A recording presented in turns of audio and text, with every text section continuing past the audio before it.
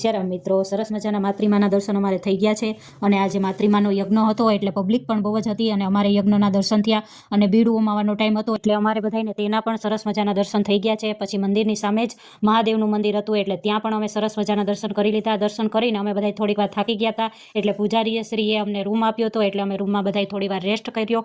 થોડી વાર રેસ્ટ કરીને અમે બધાએ ગરબા ચાલુ કર્યા કેમ કે માતાજીના દ્વારે આવ્યા હોય એટલે માતાજીના ગરબા તો તમારે કરવા જ જોઈએ એટલે અમે બધાએ ગરબા બેઠા મસ્ત મજાના ચાલુ કરી દીધા છે ને ઢોલક ને મંજીરા ને એ બધું તો અમે ઘરેથી હારે જ લઈ આવ્યા હતા એટલે અમને બધાને બહુ મજા આવી ગરબા કરવાની।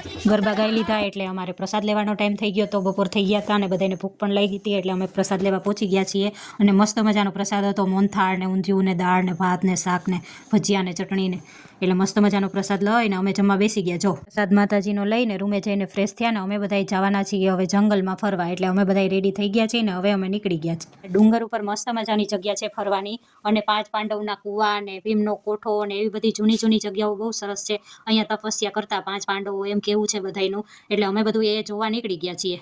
અમે બધા જાય છીએ ભીમનો કોઠો જોવા અને જૈન મંદિર જોવા। જો આ જૈન મંદિર છે એટલે બધે અમારે હાલીને પહોંચવાનું છે એટલે અમે ધીમે ધીમે બધા જઈએ છીએ। ત્યાં અમને રસ્તામાં જોવા નજારો તો જો કેવું મસ્ત છે અને આ કમળની નદી છે અહીંયા કમળ પણ એટલા ખીલે છે ને રોજ સવારમાં। અત્યારે ખીલેલા કમળ નથી એટલે અમે બધા ત્યાં નદી જોઈને આગળ વધ્યા। ત્યાં ગેટ આવ્યું 5 પાંડવોના 5 કુવાના 2 રસ્તા હતા, એક ભીમના કોઠા તરફ જતો હતો, એક 5 પાંડવની કુવા ખોદેલા હતા ત્યાં જતો હતો એટલે અમે પહેલા ભીમના કોઠે જવા નીકળી ગયા। પેલા જૈન મંદિર આવ્યું એટલે અમે ત્યાં બધા દર્શન કર્યા અને ત્યારબાદ અમારે ભીમના કોઠે જવાનું છે એટલે અમે અહીંયા રેસ્ટ કર્યો। ચાલીને થાકી ગયા હતા એટલે તમને આ વિડીયો પસંદ આવ્યો હોય તો લાઈક શેર સબસ્ક્રાઈબ।